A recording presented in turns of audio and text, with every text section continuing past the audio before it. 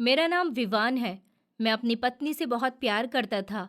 उसकी हर ख्वाहिश पूरी करना मेरी सबसे पहली जिम्मेदारी होती थी। लेकिन उसको इतना प्यार देने के बावजूद भी वो मेरे साथ नहीं रहना चाहती थी। वो मुझसे अलग होना चाहती थी।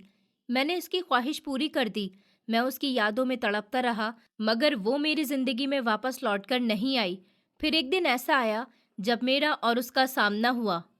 मैं उसे देखकर फौरन भावुक हो गया था, लेकिन जैसे ही उसकी नज़र मुझ पर पड़ी तो उसने मेरे साथ कुछ ऐसा किया जिसे देखकर मेरे कदमों तले से ज़मीन निकल गई। और मैं उस बात का पछतावा आज तक करता हूँ, क्योंकि मेरी पत्नी भागते हुए। मैं मिडिल क्लास फैमिली से बिलोंग करता हूँ। मैं एक साधारण इंसान था और मामूली सी कंपनी में काम करता था। मेरे परिवार में मेरी माँ और एक छोटे भाई के अलावा कोई नहीं था। मेरी ही सैलरी से मेरे घर का गुजारा होता था। छोटा भाई भी लगभग जवान ही था, लेकिन वो अभी पढ़ाई कर रहा था। मेरी माँ का सहारा हम दोनों बेटे ही थे। माँ हमेशा मुझसे यही कहती थी कि बेटा, तुम दोनों मेरी ताकत हो। कभी अपनी माँ को छोड़कर अपनी माँ को कमज़ोर मत करना। मगर मैं उनको तसल्ली देता था कि मैं हमेशा आपके साथ रहूँगा और कभी आपको अकेला नहीं छोड़ूंगा। मेरी ज़िंदगी साधारण सी थी, लेकिन मैं इस ज़िंदगी में काफ़ी खुश था। फिर एक दिन मेरी मुलाकात प्रगति से हुई, जो अक्सर अपने कॉलेज आते जाते मुझे दिखाई देती थी। वो बहुत सुंदर थी। मैं जिस समय नौकरी पर जाता था, वो भी उसी समय अपने कॉलेज जाती थी। हम दोनों अक्सर एक ही रास्ते पर होते थे। वो अपनी फ्रेंड्स के साथ हंसती मुस्कुराती हुई चलती थी और मैं अपनी बाइक पर होता था। उसकी मुस्कुराहट देखकर मेरे दिल में धीरे धीरे कुछ कुछ होने लगा था। हालांकि मेरी आदत लड़कियों को ताड़ने की नहीं थी और ना ही किसी लड़की से मेरी दोस्ती थी। पहली बार ऐसा हुआ था कि प्रगति पर मेरा दिल आ गया था। मैं अक्सर रोजाना बाइक पर ऑफिस जाते समय उसे उस सड़क पर तलाश करता था जहां पर वो मुझे दिखाई देती थी। और अगर कभी वो मुझे दिखाई नहीं देती तो मैं बेचैन हो जाता था। मुझे लगता था जैसे मैं उसके पीछे अपना दिल हार बैठा हूँ। वैसे भी अब मेरी शादी की उम्र हो गई थी और मेरी माँ मेरी शादी के बंदोबस्त कर रही थी।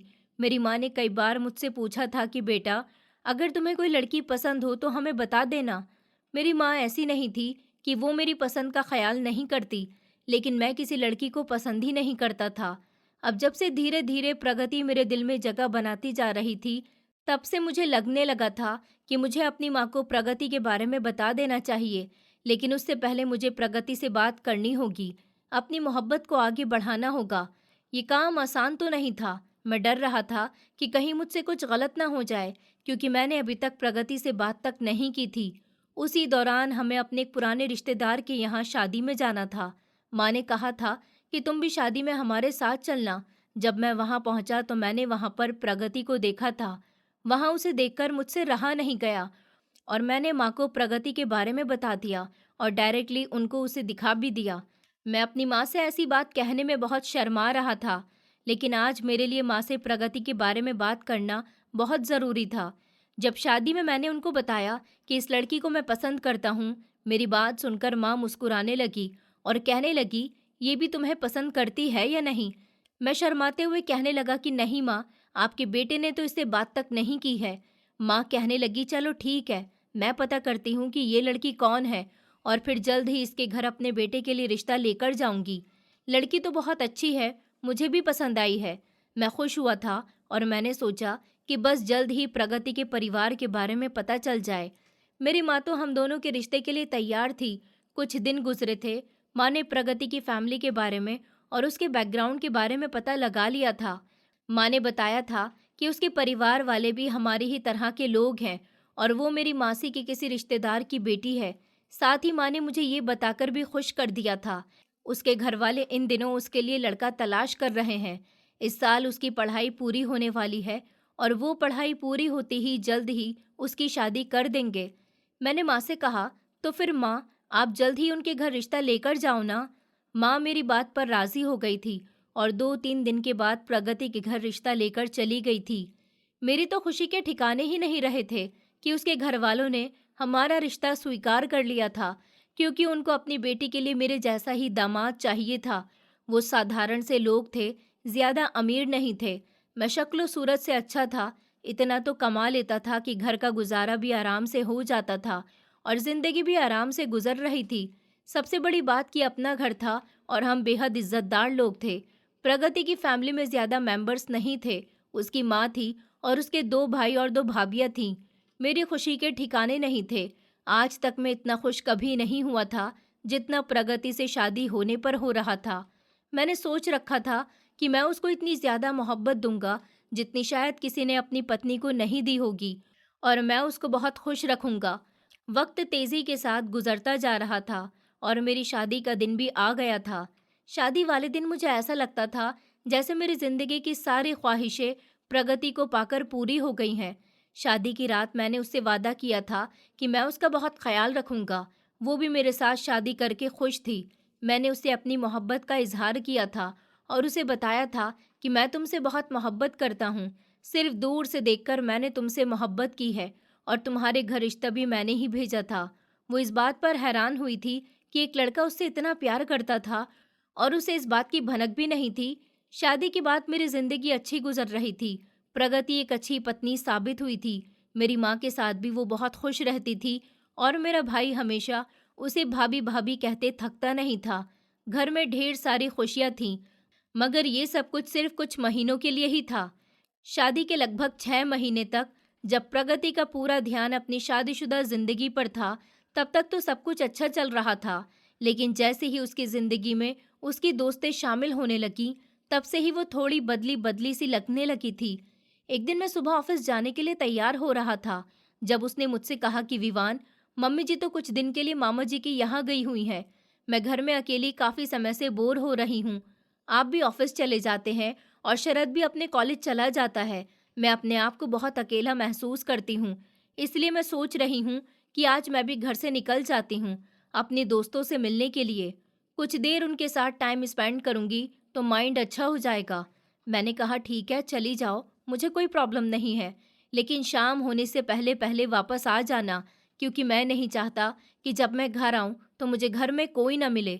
उसने मेरे कंधे पर हाथ मारते हुए कहा कि आप फिक्र मत कीजिए, मुझे आपकी आपसे भी ज्यादा फिक्र है। मैं आपके लिए खाना भी बनाकर जाऊंगी और टाइम से पहले वापस आ जाऊंगी। मैंने उसके माथे को चूमा और कहा कि ठीक है, अपना ख्याल रखना। उसके बाद मैं ऑफिस के लिए निकल गया था। मुझे लगा कि जरूरी नहीं है कि लड़के ही अपनी दोस्ती शादी के बाद जारी रखें। लड़कियों को भी इतना हक होना चाहिए कि वो शादी के बाद अपनी दोस्ती शादी से पहले जैसी बरकरार रखें। मैं वैसे भी ऐसा इंसान नहीं था जो अपनी पत्नी पर रोक टोक करता। शादी के बाद पहली बार तो उसने मुझसे कहीं जाने की बात कही थी, तो फिर मैं उसे इनकार कैसे कर देता। वो अपने मायके भी कम ही जाया करती थी। सारा दिन वो घर में किसी न किसी काम में लगी रहती थी। मुझे और मेरी फैमिली को उसने अभी तक इन 6 महीनों में किसी तरह की कोई शिकायत का मौका नहीं दिया था। वो मेरे साथ भी खुश थी। मैं और मेरा परिवार भी उसका अच्छी तरह से ख्याल रख रहा था। बस यहीं से मेरी जिंदगी के बदलाव की शुरुआत हो चुकी थी। जब मैं शाम को ऑफिस से घर वापस आया तो वो मुझे बहुत खुश नजर आ रही थी। मैंने कहा, क्या बात है प्रगति, बड़ी खुश नजर आ रही हो।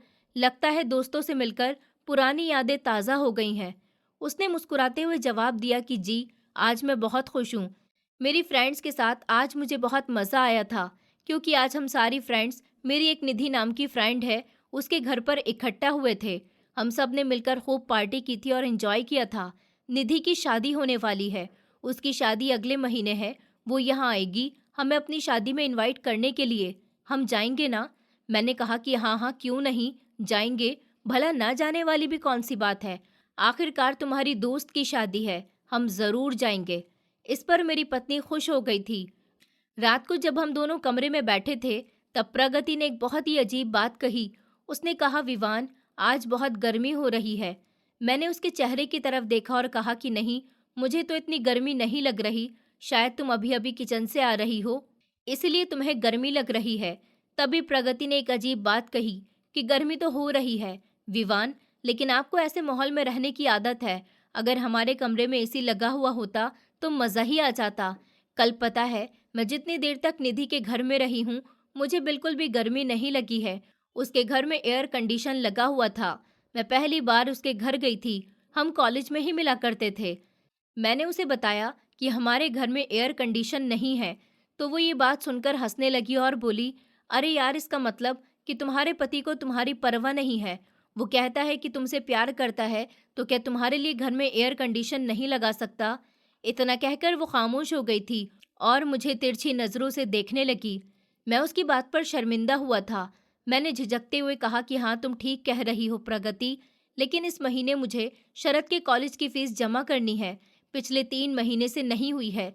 इस महीने तो मेरे पास बंदोबस्त नहीं हो सकेगा, और फिर अब तो वैसे भी सर्दियाँ आने वाली हैं।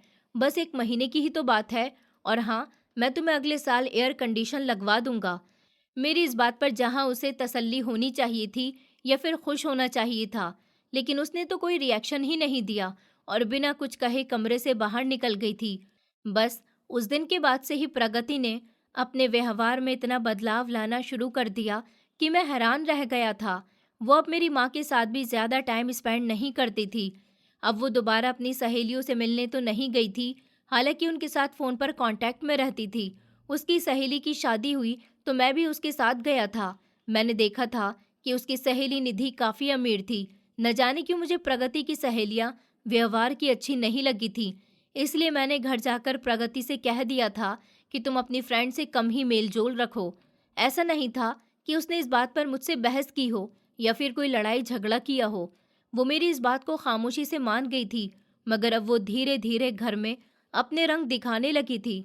एक दिन उसने मुझसे कहा कि विवान, मैं इस घर में नहीं रहना चाहती। उसकी बात पर तो मैं दंग ही रह गया था। मैंने कहा, क्यों, क्या परेशानी है तुम्हें यहाँ? उसने कहा कि बस मुझे आपके भाई का व्यवहार बिल्कुल भी पसंद नहीं है। मैं उसे काफ़ी समय से बर्दाश्त कर रही हूँ।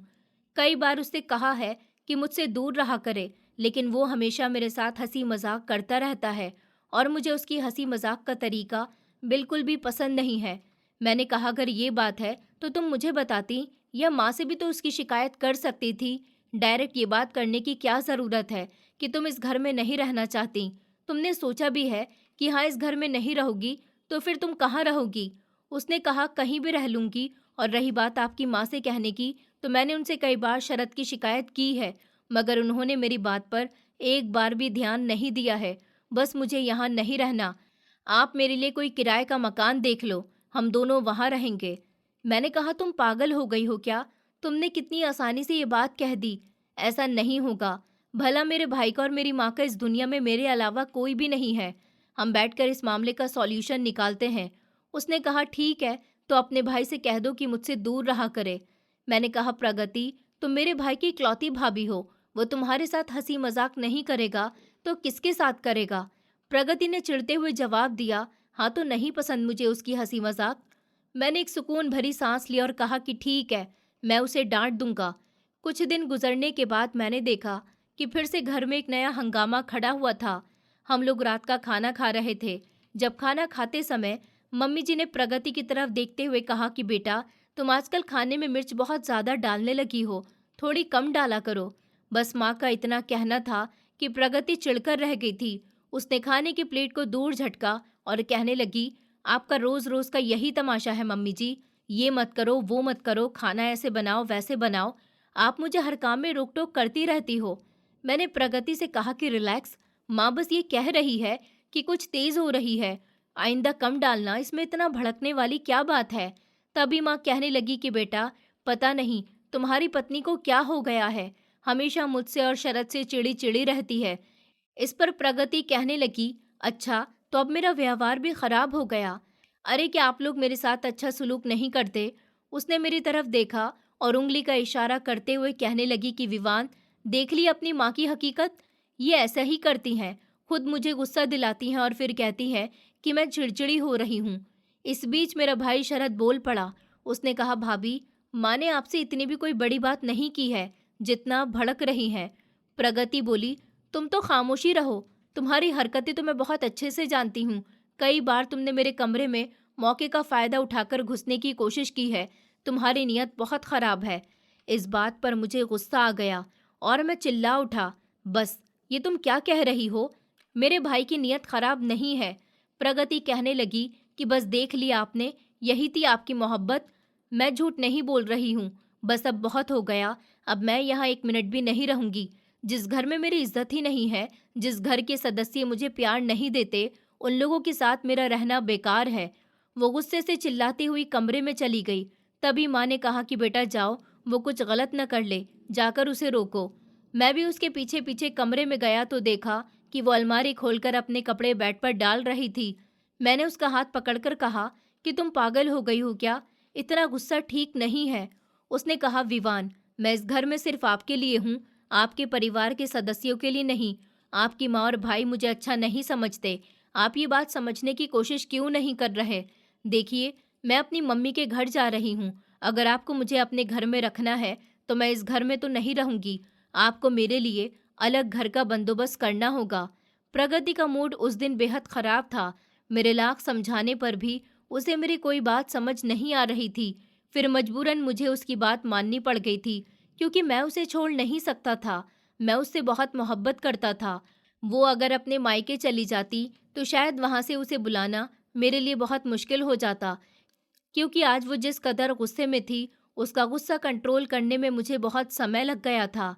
मैं अपनी माँ और भाई से भी ये बात कह चुका था कि प्रगति को मुझे किराए के घर में लेकर जाना पड़ेगा। अगर मैंने ऐसा नहीं किया तो फिर वो अपने मायके चली जाएगी। इस बात पर मेरी माँ और भाई उदास हो गया था।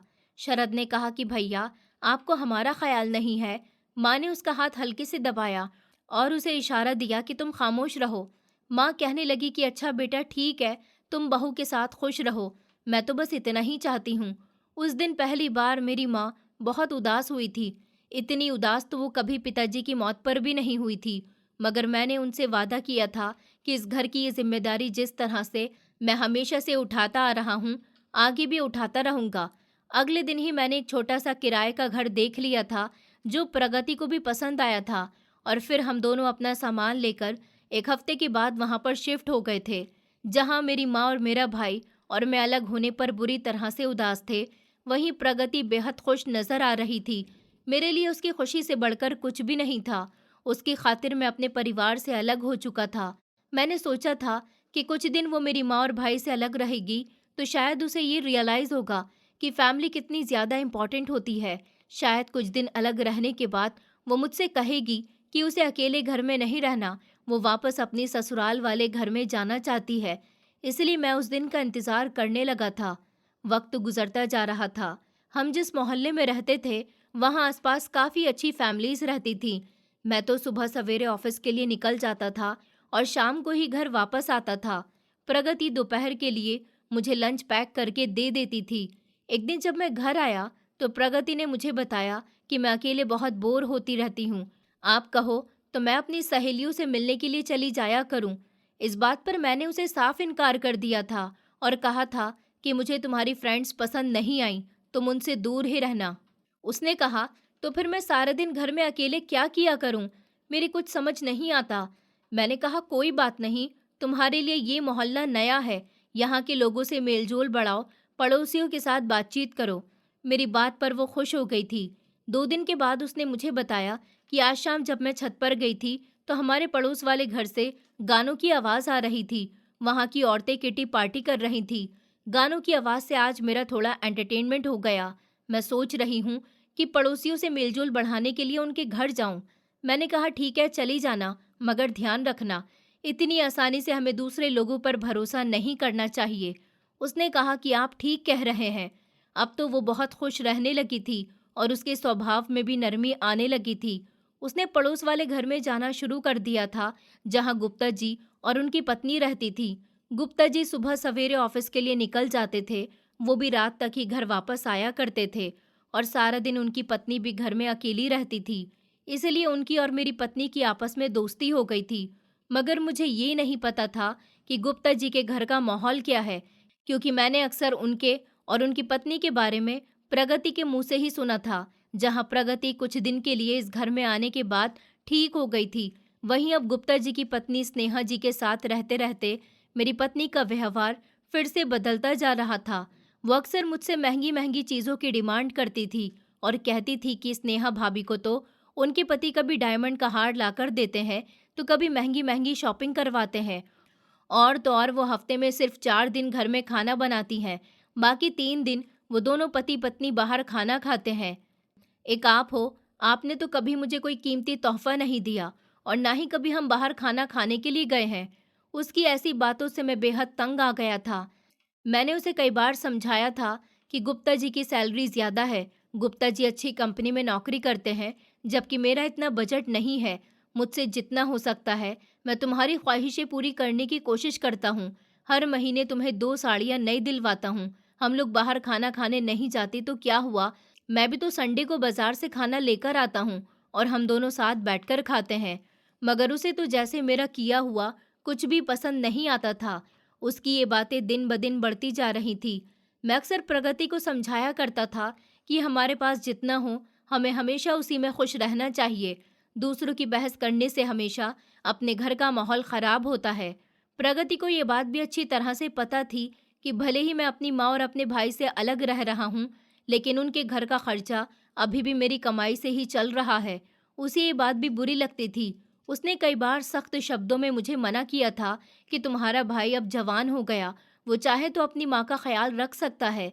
वैसे भी हम लोग अलग घर में रहते हैं, यहाँ हमें किराया भी देना होता है, राशन पानी का भी खर्च है। आपको अपना घर देखना चाहिए और अब शरत को अपना घर देखना चाहिए। आपको कोई ज़रूरत नहीं है वहाँ पैसे देने की। मैंने उसे कई बार समझाया था कि तुम इस मामले में मत पड़ो। मैं अपनी माँ का बड़ा बेटा हूँ, इसलिए सारी जिम्मेदारी मुझ पर ही है और मैं उनकी जिम्मेदारी से कभी मुंह नहीं फेर सकता। एक दिन उसने मुझसे कहा कि विवान, मुझे अपने बर्थडे पर डायमंड की अंगूठी चाहिए। मैं चाहता था कि अपनी पत्नी की हर ख्वाहिश पूरी करूं, लेकिन मैं एक साधारण सा इंसान था, मेरी मामूली सी नौकरी थी। मैंने उसे कहा था कि ठीक है, मेरी अगली सैलरी आएगी तो मैं ज़रूर बंदोबस्त करूंगा, लेकिन मैंने उसे पक्का विश्वास नहीं दिलाया था। अफसोस तो मुझे उस दिन हुआ था जब मैं थोड़े थोड़े पैसे जमा करके प्रगति के लिए उसकी बर्थडे पर उसे डायमंड रिंग देने के लिए बंदोबस्त कर रहा था। जब उसके बर्थडे का दिन आया और उसके लिए डायमंड रिंग खरीद कर उसे सरप्राइज देने के लिए घर में दाखिल हुआ, तो देखा कि वो घर में है ही नहीं। पता नहीं वो कहाँ चली गई थी। मैंने उसे फ़ोन भी किया तो वो फ़ोन नहीं उठा रही थी। मैंने सोचा कि वो कहीं नहीं जाएगी, हो सकता है कि गुप्ता जी के यहाँ हो।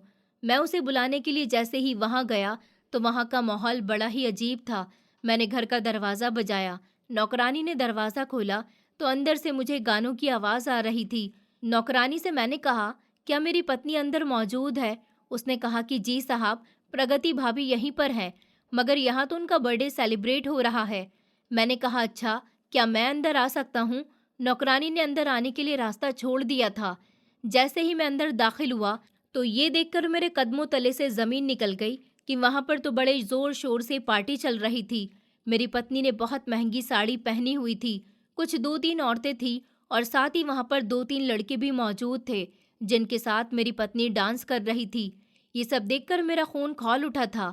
प्रगति डांस करने में इतनी ज़्यादा बिजी थी कि उसे ये एहसास ही नहीं हुआ था कि उसका पति उसे पीछे से देख रहा है। किसी का भी ध्यान मुझ पर नहीं गया था।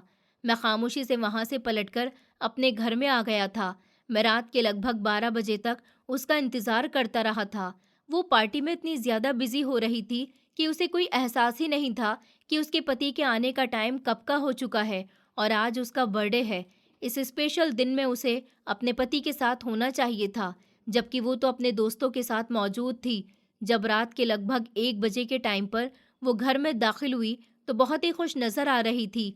आते ही मेरे गले से लिपट गई। उसने ये भी नहीं देखा कि मेरा मूड खराब है।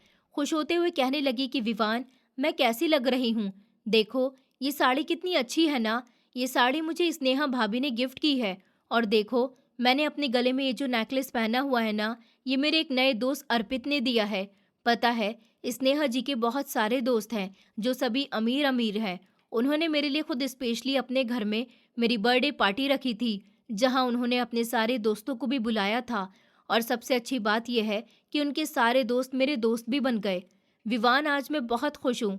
मैं बिल्कुल खामोश खड़ा हुआ था। जब उसने देखा कि मैं उसकी बात का कोई जवाब नहीं दे रहा हूँ, जब उसे लगा कि मैं थोड़ा नाराज़ हूँ और खामोश हूँ, तब अचानक उसने मेरी तरफ ध्यान से देखा था और कहने लगी, क्या हुआ विवान, आज आप कुछ थके हुए लग रहे हैं? मैंने कहा, कुछ नहीं, बस मुझे नींद आ रही है, मैं सोने के लिए जा रहा हूँ। मैं कमरे में आने के लिए उसके पास से हट गया था, लेकिन उसने ये भी पूछना गवारा नहीं समझा था कि आपने खाना खाया या नहीं। वो तो जैसे अपनी साड़ी और गले में पहना हुआ नेकलेस देखकर खुश हो रही थी। मैं उसके लिए डायमंड रिंग लेकर आया था, जो मैंने उसको नहीं दी, क्योंकि उसके लिए अब मेरी खुशी ज़्यादा अहमियत नहीं रख रही थी और मेरा गिफ्ट भी उसके लिए मामूली सा था। अब वो इसी तरह से बदल गई थी, यहाँ तक कि अब उसकी ज़ुबान इतनी ज़्यादा खुल चुकी थी कि वो मेरे साथ बदतमीज़ी पर भी उतर आई थी और हर दिन वो यही कहती रहती थी कि मेरी सहेली ने मुझे ये तोहफ़ा दिया है और मेरी उस सहेली ने मुझे वैसा तोहफ़ा दिया है। यहाँ तक कि वो मेरी आंखों के सामने लड़कों से बातें करती रहती थी, कहती कि वो मेरे दोस्त हैं और कुछ नहीं। मैंने कई बार उसे मना भी किया था कि दूसरों पर भरोसा मत करो, उनसे एक्सपेंसिव गिफ्ट्स मत लिया करो, मगर वो कहती थी कि वो लोग मुझे खुद गिफ्ट देते हैं तो क्या इनकार करूं? तुम तो इस काबिल ही नहीं हो कि मुझे कभी कुछ दे सको। मैंने तुमसे कभी भी कुछ मांगा है तो तुमने वो लाकर ही नहीं दिया। तुम्हारे लिए तो हमेशा तुम्हारा परिवार ही पहली जिम्मेदारी रहा है, जिसमें मैं नहीं आती हूँ। देखो, मेरे लिए सबसे इम्पोर्टेंट वो है जो मेरी हर ख्वाहिश पूरी करे। अब तुम मेरी ख्वाहिश पूरी नहीं कर सकते तो मैं कुछ नहीं कर सकती। वैसे भी मैं इतनी ज़्यादा सुंदर हूँ, हर कोई मेरी सुंदरता की तारीफ करता है और यही वजह है कि मेरी सुंदरता की वजह से मेरे ढेर सारे दोस्त बन गए हैं। आपसे शादी करके तो मेरी किस्मत ही बर्बाद हो गई। कभी कभी तो मुझे एहसास होता है कि मेरे घर वालों को आपके साथ मेरी शादी करवानी ही नहीं चाहिए थी। अब मुझे अपनी अहमियत का पता चलने लगा है कि मैं लोगों के लिए कितनी स्पेशल हूँ। आपके घर में आने के बाद तो मेरी सुंदरता दिन ब दिन कम होती गई, लेकिन जब से मुझे दोस्त मिले हैं तब से मुझे पता चला है कि मैं दूसरों के लिए कितनी ज़रूरी हूँ। वो बिल्कुल ठीक कह रही थी। अपनी सुंदरता की वजह से वो इस पूरे मोहल्ले में चर्चा का विषय बन गई थी। इस नए मोहल्ले के लोग भी यही कहते थे कि आप बहुत खुशकिस्मत हो जिसे प्रगति जैसी इतनी सुंदर पत्नी मिली है। वैसे तो मैं भी यही मानता था कि मैंने जिंदगी की सबसे बड़ी जीत हासिल कर ली है।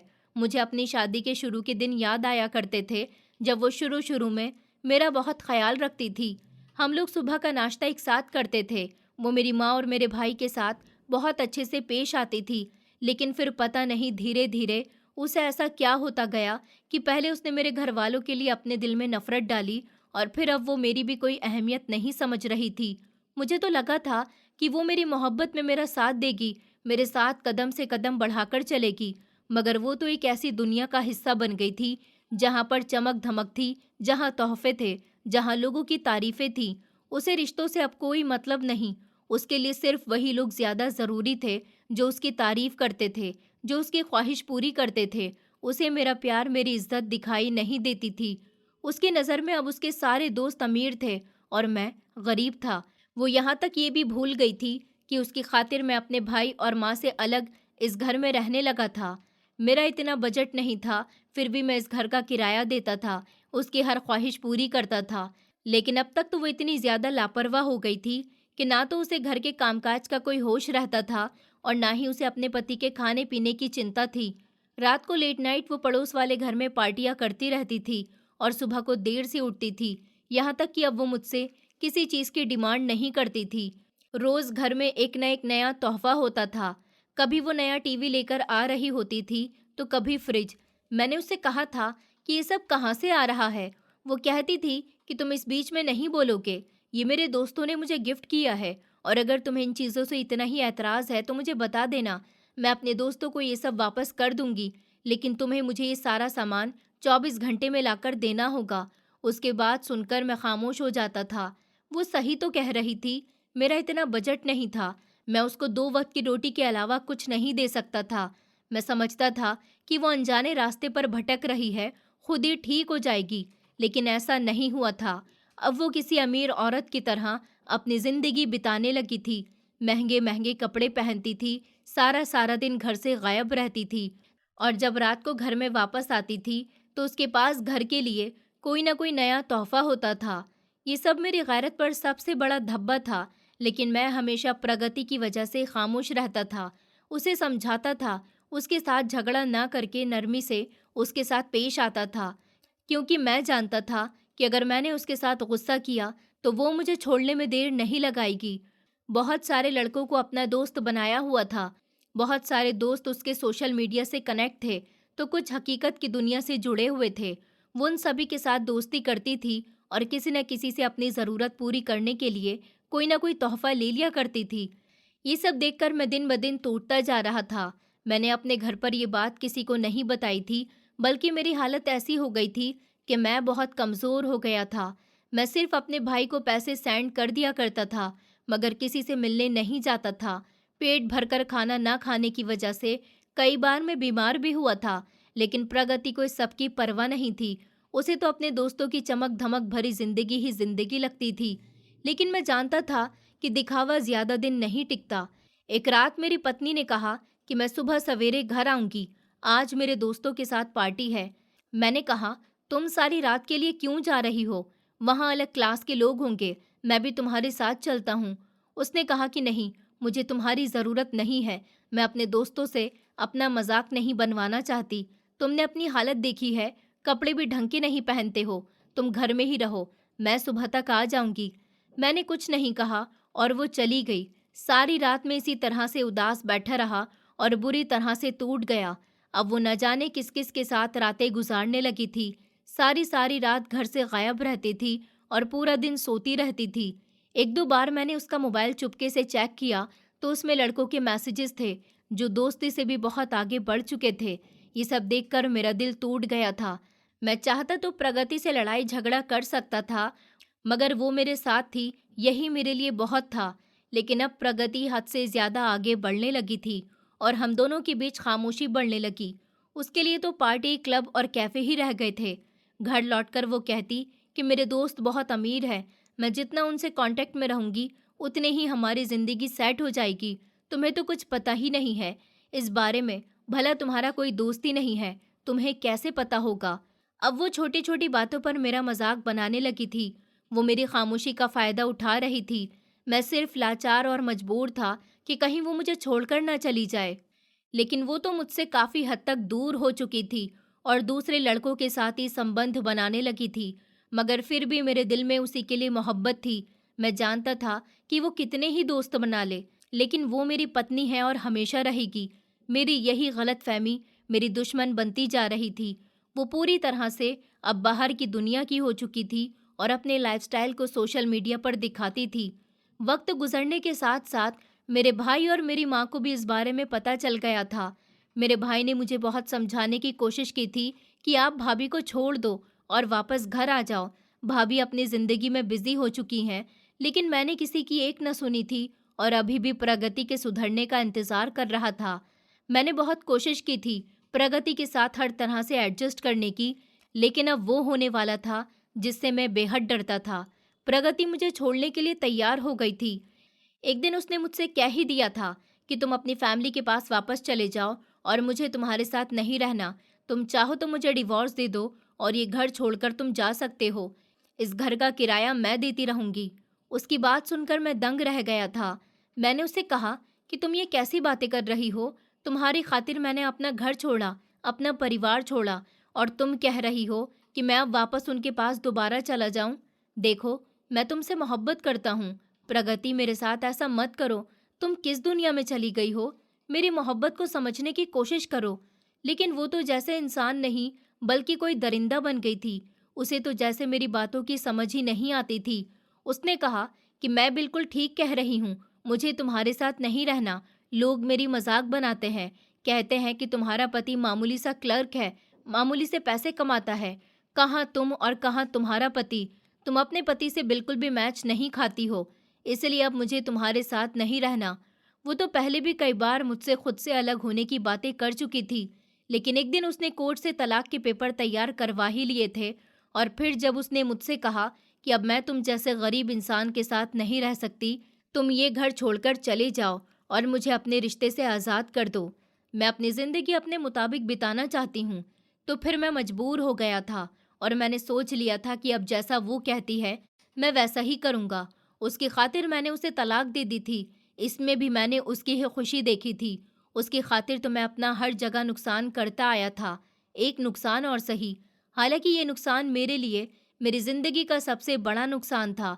मैं अपना मुंह लटकाकर वापस प्रगति को तलाक देकर उस रात जब अपनी माँ और अपने भाई के पास आया तो मेरे घर में ऐसे शोक मनाया जा रहा था जैसे मेरा प्रगति के साथ रिश्ता खत्म नहीं हुआ, बल्कि हमारे घर में किसी की मौत हो गई है। फिलहाल वक्त गुजरता गया और धीरे धीरे मैंने अपने आप को संभाला। वो अंगूठी आज भी मेरे पास प्रगति की बेवफाई की याद की निशानी बनकर मेरे पास थी, जो मैंने उसके लिए उसके बर्थडे पर खरीदी थी, जिसे मैं उसे नहीं दे सका था। ये सोचकर कि उसकी नज़र में ये मेरा मामूली सा तोहफ़ा होगा, क्योंकि वो तो बड़े-बड़े तोहफ़े लेने वाली औरत बन गई थी। मेरी माँ ने मुझे समझाया था कि बेटा, वो लड़की तुम्हें छोड़ चुकी है, तो तुम भी उसे छोड़ दो, उसे भूल कर आगे बढ़ो। लेकिन मैं ऐसा नहीं कर सकता था। मेरे दिल में हमेशा से ही प्रगति रही थी, इसीलिए मैं किसी और को अपने दिल में शामिल नहीं कर सकता था। उन्होंने कई बार मुझे कहा भी था कि मैं तुम्हारे लिए कोई अच्छी सी लड़की तलाश करके तुम्हारी शादी करवा देती हूँ, लेकिन मैं इस बात के लिए भी राज़ी नहीं था। इस दौरान मुझे पता चला कि मेरा भाई किसी लड़की से मोहब्बत करता है और शादी करना चाहता है, क्योंकि उसकी पढ़ाई कंप्लीट हो गई थी और वो पिछले 3 महीने से अच्छी नौकरी भी कर रहा था। मगर मेरी माँ का कहना था कि पहले मैं अपने बड़े बेटे का घर फिर से बसाऊंगी। मैंने अपनी माँ को समझाया कि आप मेरी वजह से शरद की ज़िंदगी बर्बाद ना करें। वो जिस लड़की से शादी करना चाहता है, उसके साथ उसकी शादी करवा दीजिए। मेरा अब कुछ नहीं हो सकता। मेरे कहने पर माँ शरद की शादी करवाने पर मान तो गई थी, लेकिन उन्हें हमेशा मेरी चिंता लगी रहती थी। मेरे भाई की शादी हो गई, उसकी पत्नी हमारे घर में रहने लगी थी। उसकी पत्नी अच्छी थी, समझदार थी, उसने गृहस्थी को अच्छी तरह से संभाल लिया था। लेकिन मेरी माँ अब मेरी फिक्र में घुलती चली जा रही थी और दिन ब दिन बीमार हो रही थी। प्रगति कैसी थी, कहाँ थी, ये मैं नहीं जानता था, क्योंकि अब मैंने पूरी तरह से उसकी तरफ से मुंह फेर लिया था। उसने कहा था कि मैं उसकी ज़िंदगी में कभी वापस पलटकर ना आऊं। मेरी उसकी ज़िंदगी में होने से लोग उसका मजाक बना रहे थे। उसका हमेशा से ही यही कहना था कि लोग कहते हैं कि तुम जैसी सुंदर लड़की विवान जैसे मामूली से लड़के को डिजर्व नहीं करती। और तब मुझे उसकी बेवफाई पर पहली बार पक्का विश्वास हुआ था, जब मैंने अपनी आंखों से उसे किसी लड़के के साथ रेस्टोरेंट में गले में हाथ डालकर फोटो खिंचवाते हुए देखा था। जब मैं अपनी कंपनी के बॉस के साथ होटल में क्लाइंट से मीटिंग करने के लिए गया था, तब मुझे बेहद अफसोस हुआ था और दुख भी हुआ था। अब मैं हर तरह से प्रगति को भूलना चाहता था, मगर ऐसा नहीं हुआ। कुछ समय गुजर गया। मेरी कंपनी के मालिक 6 महीने के लिए कंपनी के कुछ लोगों को दूसरे शहर किसी बड़े प्रोजेक्ट के लिए भेज रहे थे, तो मैंने भी इसमें अपना हिस्सा डाल दिया और बॉस को बोला कि मैं भी टीम के साथ जाने के लिए तैयार हूँ। वैसे भी मैं इस दुख से और अपनी पुरानी यादों से दूर जाना चाहता था। 6 महीने मेरे काम में उस दूसरे शहर में किस तरह से गुजर गए, मुझे पता ही नहीं चला। लेकिन जब 6 महीने के बाद मैं बस अड्डे पर पहुंचा, तो एक औरत को मैंने वहां भीख मांगते हुए देखा। जब उसकी शक्ल मेरी नज़र में आई, तो मेरे रोंगटे खड़े हो गए थे। ये औरत कोई और नहीं बल्कि प्रगति थी, जो गंदे कपड़ों में मौजूद थी, जिसके बाल बिखरे हुए थे, नाखून बड़े-बड़े थे और चेहरे पर बेहद थकावट थी। उसका शरीर बहुत कमज़ोर हो चुका था, आंखों के नीचे काले घेरे पड़ चुके थे और वो आसपास के आते-जाते लोगों को हाथ बढ़ा-बढ़ाकर उनसे पैसे मांग रही थी। उसे ऐसी हालत में देखकर मेरा दिल तड़प उठा था। मैं धीरे-धीरे कदमों से चलता हुआ उसके सामने आया। जैसे ही उसने मुझे अपने सामने देखा, तो वो शर्मिंदगी से चूर-चूर हो गई। उसकी आंखों में आंसू आ गए। वो मुझसे कुछ कहना चाहती थी, लेकिन मैंने उसकी बात ना सुनी और अपनी जेब से कुछ पैसे निकालकर उसके हाथ पर रख दिए और आगे बढ़ गया। जैसे ही मैं 2 कदम आगे बढ़ा, उसने आवाज़ लगाई, विवान, मुझसे बात नहीं करोगे? मैं चाहता था कि उसे पीछे पलटकर देखूं, लेकिन वो खुद ही मेरे सामने आकर खड़ी हो गई। मैं समझ गया था कि तकदीर ने उसे उसके कर्मों की सज़ा दे दी है। उसने मेरे सामने रोते हुए हाथ जोड़ दिए और कहने लगी कि विवान, मुझे माफ़ कर दो, मैं बहुत शर्मिंदा हूँ। मैंने तुम्हारे साथ जो किया वो बहुत गलत था। मैं उसकी कोई बात सुनना नहीं चाहता था। वो खुद ही मुझे अपनी कहानी सुनाने लगी। उसने बताया कि तुम्हें छोड़ने के बाद मेरी ज़िंदगी में खूब सारा ऐशो आराम था, चमक-धमक थी, दोस्तों के साथ हँसी मज़ाक थी। मुझे लगा कि तुम्हें छोड़कर मैंने बहुत अच्छा काम किया है। अब मैं रानी की तरह रह रही हूँ। लेकिन वो खुशी अस्थायी थी। समय बीतने के साथ-साथ मैं तो बदलने लगी, लेकिन लोगों का व्यवहार भी बदलने लगा। मेरी सहेलियाँ और वो लड़के जो पहले मुझे गिफ्ट्स देते थे, धीरे-धीरे मुझे नज़रअंदाज करने लगे। मुझे ये बदलाव समझ नहीं आया था। मैंने सोचा कि शायद ये सब कुछ अस्थायी है, सब कुछ ठीक हो जाएगा। लेकिन सच ये था कि मेरी चमक अब पहले जैसी नहीं रही थी। मेरे चेहरे से ताज़गी गायब होने लगी थी और लोग मेरी जगह किसी और को महत्व देने लगे।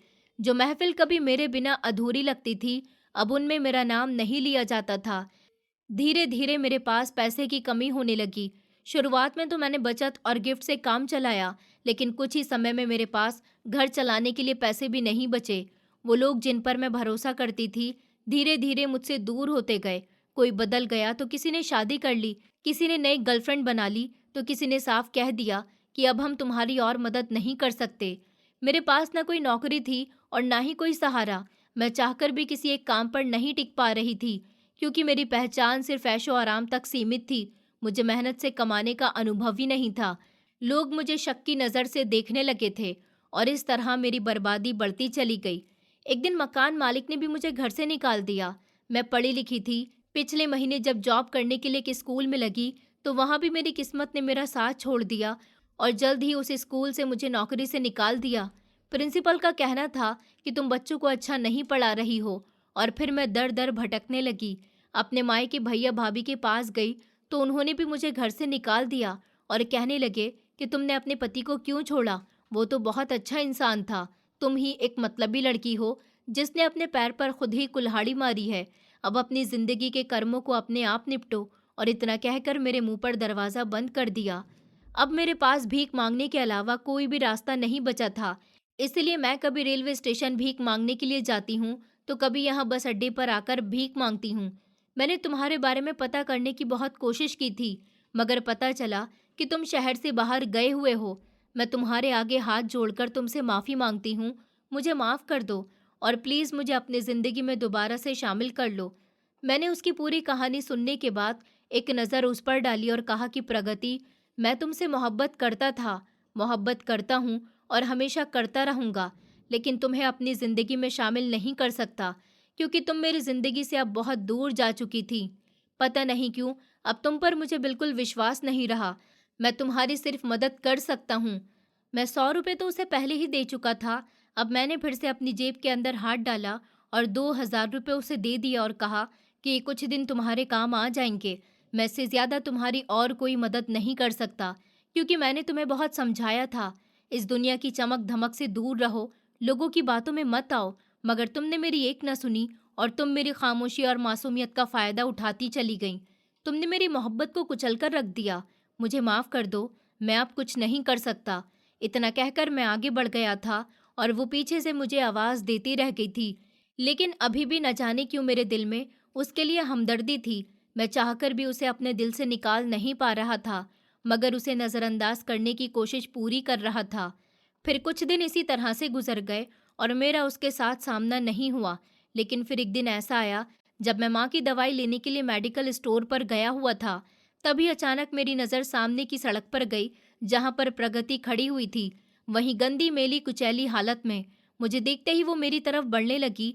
शायद वो मुझसे मिलने के लिए आ रही थी। मैं भी सामने से उसे देख रहा था। मैं अपने दिल में सोच रहा था कि मैं उसको आज भी थोड़े से पैसे दे दूंगा। उसकी आंखों में अब मुझे शर्मिंदगी नजर आती थी, जिन आंखों में हमेशा अहंकार होता था।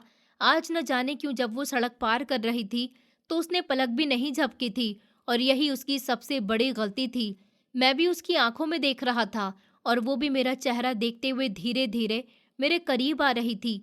फिर अचानक एक तेज रफ्तार गाड़ी आई और उसे कुचलकर आगे बढ़ गई। ये सब मैं अपनी आंखों से होता हुआ देख रहा था। ये सब कुछ इतनी जल्दी हुआ था कि मैं कुछ नहीं कर सका। लेकिन मैं जैसे ही भागकर प्रगति की तरफ गया तो वो जमीन पर खून में लथपथ पड़ी हुई थी, मगर उसकी सांसें चल रही थी। उसे ऐसी हालत में देखकर मेरा दिल तड़प उठा था। मैंने उसे जल्दी से अपनी गोद में लिया। मैंने कहा, प्रगति, तुम्हें कुछ नहीं होगा, तुम्हें देखकर चलना चाहिए था। चलो मैं तुम्हें अस्पताल ले चलता हूँ। लेकिन उसने अपने खून से सने हुए हाथों से मुझे रोक लिया और कहने लगी कि नहीं विवान, अब मेरे जाने का समय आ गया। प्लीज़ मुझे माफ़ कर दो। मैंने तुम्हारी मोहब्बत को नहीं समझा। तुम ठीक कहते थे कि असली रिश्ते वही होते हैं जिनमें इज्जत होती है, मान सम्मान होता है। मैंने जानबूझकर तुम्हारे भाई और माँ के साथ झगड़ा किया, उन लोगों से तुम्हें दूर कर दिया और फिर दूसरों की बातों में आकर अपना घर बर्बाद कर लिया। तुम्हारी मोहब्बत को कभी नहीं देखा। बस तुम एक बार मुझे माफ़ कर दो ताकि मैं सुकून से मर सकूं। मैं तुम्हारी गुनाहगार हूँ। मैंने तुम्हारी मोहब्बत का मजाक बनाकर रख दिया। दूसरों के तोहफे, उनकी तारीफ़ें हमेशा मुझे अच्छी लगी, मगर मैं तुम्हारे बारे में कभी न सोच सकी। वो हाथ जोड़कर मुझसे माफ़ी मांग रही थी और रो रही थी। मेरी आंखों में भी आंसू थे। मैंने उसे अपने सीने से लगा लिया और फूट फूट कर रोने लगा। लेकिन इसी बीच ही उसकी सांसें बंद हो गईं। वो बेसहारा हो गई थी। हर किसी ने उससे मुंह फेर लिया था। जहाँ कभी उसके बहुत सारे अपने हुआ करते थे, अब उसका कोई भी नहीं था। इस अंतिम समय में ऊपर वाले ने मेरा और उसका साथ लिख दिया। उसकी मौत मेरी बाहों में हुई और फिर मैंने अपने हाथों से उसका अंतिम संस्कार किया। मैं कभी उसकी जगह अपने दिल में किसी और को नहीं ला सका था, मगर अब वक्त बहुत आगे बढ़ गया था। मेरी माँ ने मुझे समझाया कि बेटा, तुमने प्रगति को अपनाने की हर हद तक कोशिश की, हर हद तक उसे समझाया, हर हद तक उसकी बेवफाई को बर्दाश्त किया। तुम खुद को शर्मिंदा क्यों मानते हो? तुम्हारी मोहब्बत झूठी नहीं थी। तुम्हारी मोहब्बत में कोई फरेब नहीं था, बल्कि उसने तुम्हारे साथ धोखा किया। उसने तुम्हारी मोहब्बत का मजाक बनाकर रख दिया। तभी तो ऊपर वाले ने उसको उसके कर्मे की सजा इस दुनिया में ही दिखा दी। लेकिन अब तुम्हें आगे बढ़ना चाहिए। अब तुम आगे बढ़ो और दूसरी शादी करो। आखिर कब तक तुम यूं अकेले रहोगे? मैं अपने बेटे को ऐसे नहीं देख सकती। मेरी माँ फूट फूट कर रो रही थी और कह रही थी कि अगर अब तुमने मेरी बात नहीं मानी तो मेरा मरा हुआ मुंह देखोगे। मैं लाचार हो चुका था, मजबूर हो चुका था। माँ की जिद के आगे हार गया था। माँ ने अब मेरी शादी अपनी पसंद की लड़की के साथ करवाई थी। वो लड़की अच्छी थी, घरेलू थी। उसने मेरे घर को अच्छी तरह से संभाल लिया था। मेरे भाई की पत्नी और वो दोनों काफी समझदार थी। मैं चाहता तो नहीं था कि अपने दिल में प्रगति की जगह किसी और को दूं, लेकिन जरूरी नहीं है कि इस जिंदगी में लोग तभी आपके दिल में जगह बना पाते हैं जब हमें उनसे मोहब्बत हो। कुछ लोग ऐसे भी होते हैं जो बेवजह हमारी जिंदगी में शामिल होकर हमारी जिंदगी खुशियों से भर देते हैं। मेरी दूसरी पत्नी विद्या अच्छी लड़की थी, हमेशा मेरी इज्जत किया करती थी। आज भी जब मैं उसके साथ मेरा परिवार आगे बढ़ा और वक्त बहुत आगे तक गुजर गया, लेकिन आज भी जब मैं उस डायमंड की अंगूठी को देखता हूँ जो मैंने अपनी पत्नी को गिफ्ट करने के लिए अपनी मेहनत की कमाई से ली थी और जो मैं उसको नहीं दे सका था, शायद वो इसकी हकदार ही नहीं थी। इसे देखकर मुझे प्रगति की याद आ जाती थी। लेकिन फिर अपने परिवार की तरफ देखता हूँ तो सोचता हूँ, क्यों ऊपर वाले ने सिर्फ उसे मेरी जिंदगी में शामिल किया था, लेकिन वो कभी दिल से मेरी नहीं हो सकी थी। इंसान अपने आप को खुद बर्बाद करता है जब वो अपने असली रिश्ते की कदर खो देता है और दिखावे के रिश्तों की तरफ जाने लगता है। तब शुरू शुरू में सब कुछ बहुत अच्छा होता है, लेकिन उसका अंत बहुत बुरा होता है। अंत में अपने असली रिश्ते ही काम आते हैं। जिंदगी का असली सुख पैसे और दिखावे में नहीं है, बल्कि सच्चे रिश्तों में छुपा होता है। जो इस सच्चाई को समय पर समझ लेता है वही बच जाता है, और जो नहीं समझ पाता उसकी हालत प्रगति जैसी हो जाती है। और लालच इंसान को ऊंचा नहीं उठाते, बल्कि धीरे धीरे उसे वहां पहुंचा देते हैं जहां से वो शुरू हुआ था, बल्कि उससे भी नीचे गिरा देते हैं। प्रगति भी अगर मेरी मोहब्बत को समझ पाती तो शायद आज वो मेरे साथ होती, लेकिन उसने अपने हाथों से अपनी जिंदगी को बर्बाद किया था। दोस्तों, उम्मीद करती हूँ आपको हमारी कहानी पसंद आई होगी। कहानी पसंद आई है तो वीडियो को लाइक करें, चैनल पर नए हैं तो चैनल को सब्सक्राइब करें और हाँ, नोटिफिकेशन बेल को ज़रूर दबाएं ताकि अगली अपडेट सबसे पहले आपको मिले।